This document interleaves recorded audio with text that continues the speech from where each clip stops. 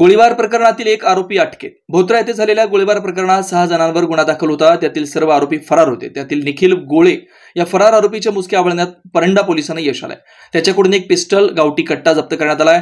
अजून 5 आरोपी अद्याप फरार आहेत। त्याला पोलीस कस्टडी रिमांड कामे न्यायालयासमोर हजर करण्यात येणार असल्याची माहिती पोलीस निरीक्षक विनोद इज्जपवार यांनी दिली आहे।